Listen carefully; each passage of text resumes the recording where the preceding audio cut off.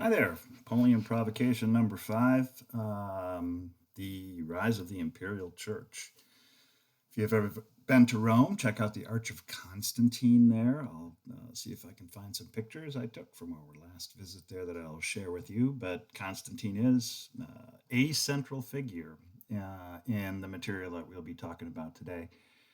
It was, of course, his conversion to Christianity, the fact that in Christ he conquered that led to the developments we'll be tracing today, although many of them have precedents prior to that time. In typical snarky fashion, MacCulloch points out that it is in this period that you begin to see real boundaries forming theologically within Christianity, notably in the creeds. And MacCulloch goes, the truth contained in these creeds was in fact created for the first time in relationship to the various debates and battles that took place among early Christians. Post-Constantine, though, MacCulloch also points out that Christianity could now embark on its long intoxication with architecture. I think that's a nice way of putting it, and probably true, and we'll be talking about architecture a good bit on and off over the next few weeks together, starting with the development of Hagia Sophia or Hagia Sophia in Istanbul.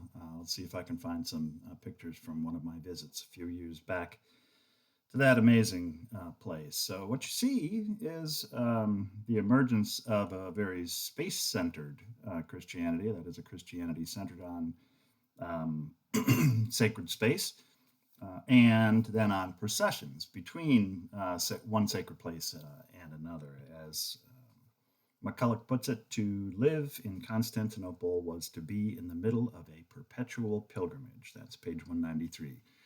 We'll see more of this when we focus in our unit on Byzantium.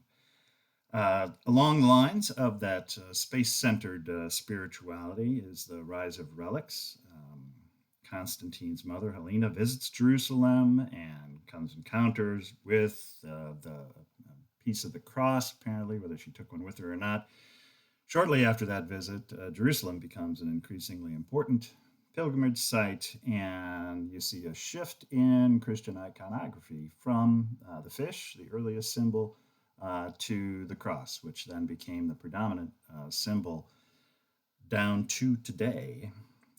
But what began to develop as Christianity became an official public religion, the public religion of the empire, in fact, was a galaxy of holy places, MacCulloch puts it, that has never since ceased to proliferate. That's on page 195.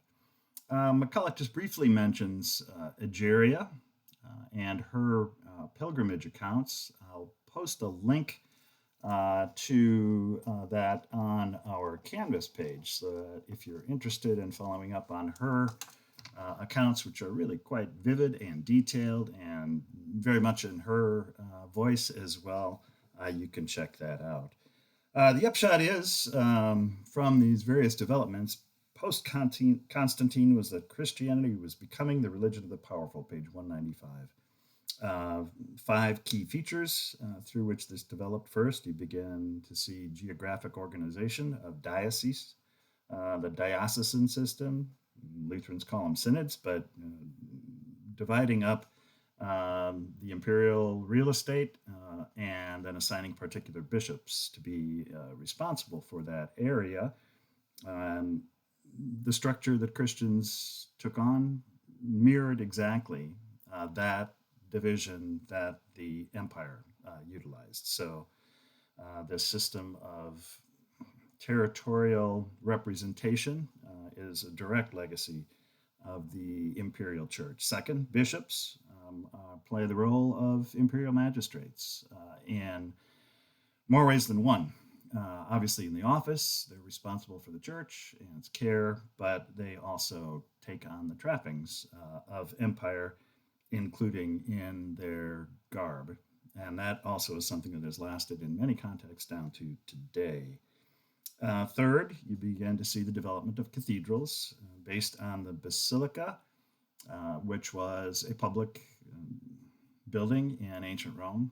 MacCulloch helpfully differentiates pagan temples, which were places of sacrifice but not of communal gathering, to the basilica, which was a place of communal gathering, and that obviously became the characteristic model for churches and cathedrals, with their orientation always from west, with the entry, to east, with the altar in the east, by the rising sun as a symbol of the resurrection. Fourth change you saw was from improvisation in the liturgy to an increasingly extravagant and structured ordo. If you want to draw a comparison with contemporary Christian practices, you might compare, say, the liturgy in a Black Baptist church, where there is still plenty of room for improvisation. I know I've experienced the joy of this by playing the saxophone, but also in the structure of the liturgy, to contrast that improvisatory liturgical ordo to the very structured liturgical ordo of, say, the Episcopal Church, Roman Catholic Church, many mainline Protestant churches, including Lutheran. Okay, and the final change then is from a relatively inclusive gathering, MacCulloch suggests, to one that is more exclusive, and that stresses the catechumenate. That is, there is this period of discernment before one becomes a Christian that then leads to the exclusion of anyone who is not baptized and part of the community from the Eucharistic meal itself. And we'll talk more about that when we get to the chapter in A People's History of Christianity by Macgowan. In contrast to this rise of the Imperial Church is the emergence of monasticism as what MacCulloch helpfully calls the silent rebellion versus an imperial church. And there's no question that there's an ongoing tension throughout history between monastic communities and their activities and dynamism with the hierarchy, and especially with bishops. There's often overlap too, don't get me wrong, but little question that monasticism arose as a bit of a protest to the rise of the Imperial Church. Christians, of course, now were in the military, and monks, although they, during the Crusades, supported military endeavors as well, were clearly withdrawing from the increased public dimensions of Christian community. And in two directions. The first was started with St. Anthony, and it's called eremitic, or the hermit lifestyle, and solo individual in one way or another, going off into the wilderness. And the second comes from Pachomius and his cenobitic or communal monasticism, which became the predominant model for all kinds of reasons, mostly because of the capacity then for collective worship, which becomes a key feature of monastic life, of course, following the hours. MacCulloch suggests that Pachomius, a retired military officer, brought some of that order from his military experience into monastic life, and that makes good sense. And we'll have a chance to see how this plays out some more as other orders of monks and nuns emerge, most notably, of course, in St. Benedict, but also in the Franciscans, the Dominicans, and the Jesuits, and others. So the proliferation of the monastic life begins here as a counter to imperial Christianity in some ways. Monks, MacCulloch says, martyred their bodies themselves. That's not entirely wrong. He sees monasticism emerging, especially, and I think he's accurate on this, in Syria and in Egypt. He puzzles over whether there might be Gnostic origins to monasticism, and that's an intriguing possibility, and probably not too far off given the kind of bodily mortification and even anti-body masochism that you see in some particularly rigorous ascetic practices among monks. They didn't like laughter very much, some of them anyway, but in contrast to that, you see the character of the holy fool emerged. Check out page 207 for that, as a sort of satirical counter and even offensive counter to the very structured mortification of mainstream monasticism.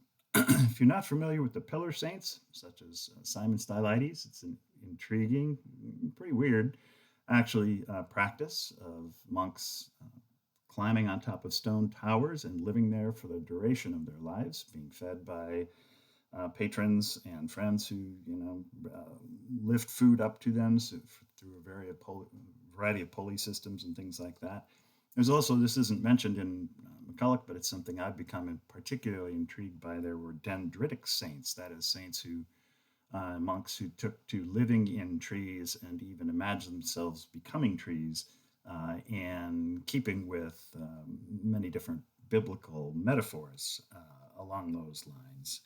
And if I can remember it, I'll put some pictures of some of the pillars from Cappadocia in East Central Turkey, where this was a common practice, especially near Caesarea. So within monastic life, you see the emergence of this rhythm to a life organized around ora et labora, that is, prayer and labor. So monasticism brings these two things to, that is, Cenobitic, communal monasticism brings these two things together, prayer and labor. Psalms, study, and agriculture often. And we'll have more opportunity to see this again as we study the emergence of different orders. Constantine, Arius, and one God. So the debates that led to the formation, especially of the Nicene Creed, is where MacCulloch focuses. It's not really properly named because it wasn't until the Council of Constantinople in 381 that it was actually formalized. But there was this long process of formation of the creeds in response to first the Christological debates and then the Trinitarian debates with various parties and sides. And this is an important, obvious area of learning if you're not familiar with it before. And I'll post a couple links to some further reading material if you're interested in these particular questions. MacCulloch stresses, and I don't think he's wrong on this, that many of these debates were as much about politics as they were about theology, or the theology served the purpose of also solidifying particular political groupings. And often the juridical decisions of councils were enforced by the military. So page 212, the first official persecution of Christians by Christians came within a year or two of the church's first official recognition. So tragic development here of Christians embracing violence to enforce the boundaries that were developing in relationship to Christology and Trinitarian theology in particular. Arius, an important and interesting figure and still representative of theological thinking of many Christians, knowingly or unknowingly, asserted with plenty of evidence that there was a time when Christ was not. That is, Christ is subordinate to the Father, the Creator God. And this led to a series of councils, including one at Nicaea, named for the Greek goddess of victory, Nike. If you didn't know that, little aside. Nike means victory, and the city Nicaea, now Iznik, in Turkey, led to this key and important term emerging of homoousios, of one substance. And it was that key that Constantine, perhaps himself, proposed in dialogue with theologians to explain the relationship between God the Creator and Jesus the human. It did not garner universal support by any stretch of the imagination. MacCulloch's pretty good at tracing those, and in the next couple chapters we'll see more of the dissidents and their continuity. But it was Athanasius in particular who helped solidify this. And if you want to read the Athanasian Creed, named for him, it's a longer version of the kinds of compromises that you see in this term homoousios. Along with it, and Athanasius describes the incarnation in quite a nice metaphor, I think, like this, is that the relationship of the Son and Father is like the sight of two eyes. This leads to trouble a little bit down the road when the question arises, well, where's the Spirit in this? And that then opens up the Trinitarian controversy, but more which shortly.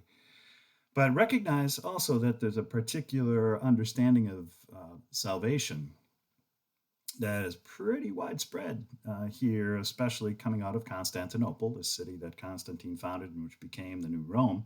In many ways, as Rome kind of attenuated as a center of power, that would change as the popes claimed more and more authority. But that theology of salvation or atonement was really one of deification.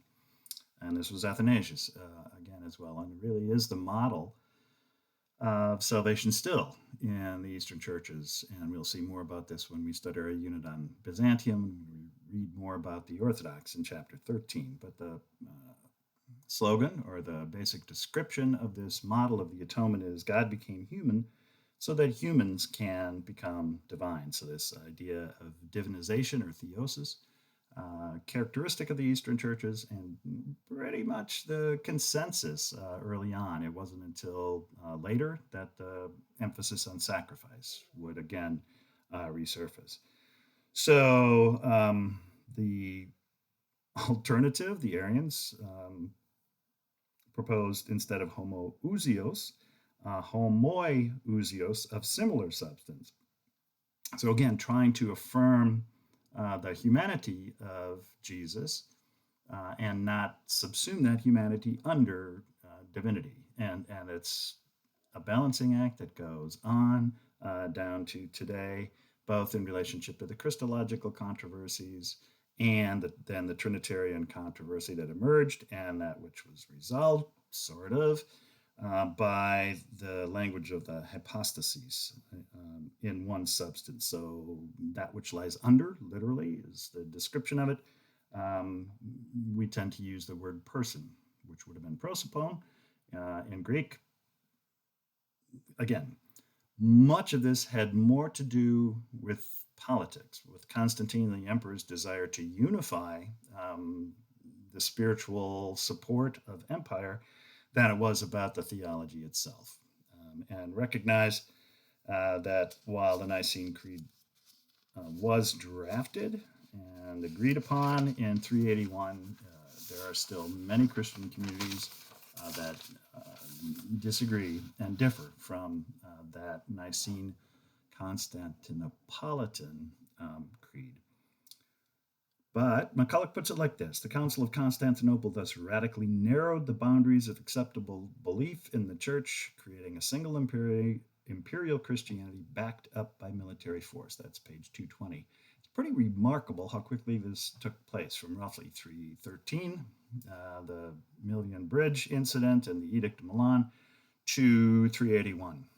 So in the course of less than 70 years, you had this incredible concentration of power in the church and association between the church and empire. Theodosius was one emperor who was particularly good at bringing this together. He stopped the Olympic Games because of their pagan quality. He made the army entirely Christian. That is, if you weren't Christian, you could not serve in the military.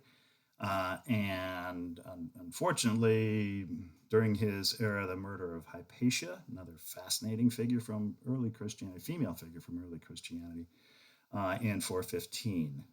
So force and the military and coercion now reinforces the boundaries emerging within early Christianity. Arianism hardly went away. Like I said, it is the operative theology still of many Christians who emphasize, God the Father, with Jesus as subordinate, and especially flourished among the Goths. The Germans and Slavs and so forth in northern Italy, who then came down and sacked Rome in 410. And as MacCulloch puts it, given the prevalence of Arianism among the Goths, Arianism might well have formed the future of Western Christianity. So important what if, and that's what history teaches, is things depend. They're contingent. Last section of the chapter then is Miaphysites and Nestorius. Miaphysites or Monophysites emphasize the one nature of Jesus, real human and real divine, but in one person, as opposed to the Alexandrian, and that's Antioch. So the description is often put, the two natures of Christ are like oil and water. They don't, merge. Alexandria then emphasizes instead sort of allegorical merging of Christ's natures in one person. All right, so flip that around.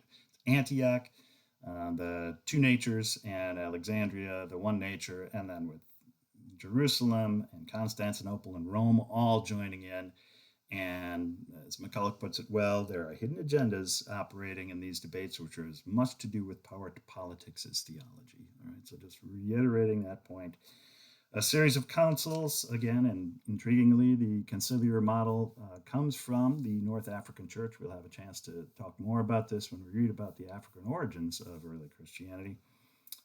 But make a long story short, there's a council in Chalcedon in 451, which really identifies the boundary particularly well. This is on page 226, MacCulloch puts it. Carefully balanced definition of how to view the mystery of Christ. Quote, the same perfect in divinity and perfect in humanity, the same truly God and truly man, of a rational soul and a body, consubstantial with the Father as regards his divinity, and the same consubstantial with us as regards his humanity. So that's from the Council of Chalcedon. And MacCulloch concludes, this still remains the standard measure for discussion of the person of Christ. Didn't persuade everybody, but it did, at least briefly, bring the debate to some kind of a closure.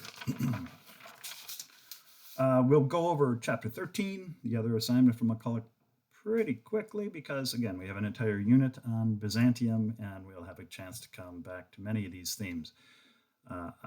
Just highlight Hagia Sophia and its significance, Hagia Sophia in Turkish, a remarkable place and really the center of extraordinary liturgical activity throughout the Byzantine Empire. In the year 612 alone, here is the chapel staff, the cathedral staff, 80 priests, 150 deacons, 40 deaconesses, 70 subdeacons, 160 readers, 25 cantors, and 100 doorkeepers. And that's a pretty significant staff, needless to say. The Eucharist was sung, and lay participation begins to drop. MacCulloch speculates for most Christians, participating in the Eucharist in Byzantium would have been once a year, maybe. And the point of the processions and the pageantry and the extravagant architecture is to sacralize the empire. Second key feature emerging during this period in Byzantium is an emphasis on mysticism and the threefold mystical path of purgation, illumination, and union. That threefold path coming from Dionysius the Areopagite, but would be repeated in many forms throughout the history of Christianity down to today. Along with this is an emphasis on the energeia of God, the energies of God. Interesting way to describe how grace works, and this focused especially for Byzantine theologians on light, which is where you see the emergence of the domes within windows circling it, allowing natural light to flow into the worship space. Along with this emphasis on light, within Byzantium, you see, we'll come back to this again, the iconoclastic controversy. As Islam especially arises with its prohibition of images, you see a tension emerge with advocates for both icons and against icons. And eventually, where this resolves is the iconophiles win in the East. And so images, icons circulate, proliferate, and still are central to Orthodox veneration. Whereas in the West, statues become more predominant. And the key difference between the two churches, I mean, they do cross over. There's a lot of art in the Christian churches of the West too, but it's of a different character than the character of the icons in the East. More about that coming up. Liturgy definitely grows more elaborate with extensive processions and with the liturgy organized around the liturgical year increasingly. As MacCulloch puts it, Christians in Byzantium would have experienced a slow liturgical dance through Scripture. And of course, this is a pattern that for those of us who are in traditions where we use a lectionary, this is where it came from. Patriarch Photius versus Pope Nicholas, mutual excommunication, so you see a real tension emerge between East and West, and also then the rise of churches surrounding Byzantium, the Armenian Church, mission to the Slavs, Cyril and Methodius, into Romania, Serbia, Bulgaria, the Balkans generally, and eventually we'll get to Russia down the road. All right, that's enough for chapter 13. Real quickly, MacGowan, Food, Ritual, and Power, reinforces MacCulloch's central point, focused on the Eucharistic meal, which, to oversimplify a little bit, what MacGowan traces is a move from the Eucharist as a Roman banquet with Jewish antecedents. Jewish Seder was also influenced by Roman banquets, but anyway, from the Roman banquets that Paul talks about in 1 Corinthians, which were real meals, to the attenuated or abbreviated food ritual, and this shift from a real meal to a symbolic meal or a token meal coincides with the emergence of the church as an imperial religion and the increasing authority and power of the hierarchy and especially bishops. So MacGowan talks about the different foods used, and there was quite a diversity within early Christianity: cheese and olives, along with bread and wine in the apostolic traditions. If you look at the Acts of Paul and Thecla, the Eucharistic meal was bread, veggies, and water. De-emphasis on meat because it's scarce in the empire, but also because of its association with pagan rituals and banquets. So the banquet would have two parts: food, and then the symposium, the drinking, would begin in a typical Roman banquet. The Montanists, like Perpetua and Tertullian, were known as the bread and cheesers because that was at the heart of their Eucharistic meal. General agreement, no food offered to idols. That's the Apostle Paul. But the Gnostics, again, were known as meat eaters, and they believed that God made everything holy, and even though it was offered to idols, that didn't necessarily rule it out for consumption by Christians. MacGowan points out that the vegetarian Christians often were prominent among the martyrs, which is an intriguing association. Again, that sort of ascetic element. Bread is continuous, though, not in every variety of early Christian liturgies, but in the vast majority. And of course, common food, common staple, in fact, in the Roman Empire. The shift from food to meal he traces quite nicely from Tertullian's agape meal. Check it out on page 164. There's a brief excerpt from it, to the emphasis on order at the meal, again, following Jewish and Roman banquet traditions. And here the Didache is particularly interesting in that it describes not the cross and memory at the center of the Eucharist, but the vine and manna as well. So Didache, an important, really important source, and understand the emergence of the liturgy in early Christianity. Prayers and discourse, diverse early on, increasingly narrowing and focusing on Christ's death and memorial. And again, moving from a banquet and symposium to a token meal. As MacGowan puts it, as less was eaten, more and more was said. Now, of course, we have an attempt to counter this in recent years, at least, with the emergence of dinner church as an alternative kind of Eucharistic meal, usually an evening gathering, trying to restore some of this emphasis on Christian solidarity around food and not a mere token of bread, and maybe, depending on where you were participating, wine too. Not always. Equality, inclusion, and diversity in the meal. Again, you see a shift from relatively egalitarian gatherings to structured and status oriented, even down to the seating patterns or in a Eucharist. Who presided? Who provided the patronage for the meals? Again, diverse practices early on. Prophets would lead meals with improvised prayers, according to the Didache. Bishops tended to be more formal and structured. You see this pattern again. The structure of the liturgy corresponds to the increasing hierarchy and structure of the church. Women may have taken leadership roles at Eucharistic meals early on and continuing in these first centuries anyway. And page 170, MacGowan does some interesting evidentiary drawings that emphasize the role of women, the diverse roles that women played both as presiders and as patrons in early Christianity. All right, so basically what we're seeing in all these readings is this shift to an imperial church.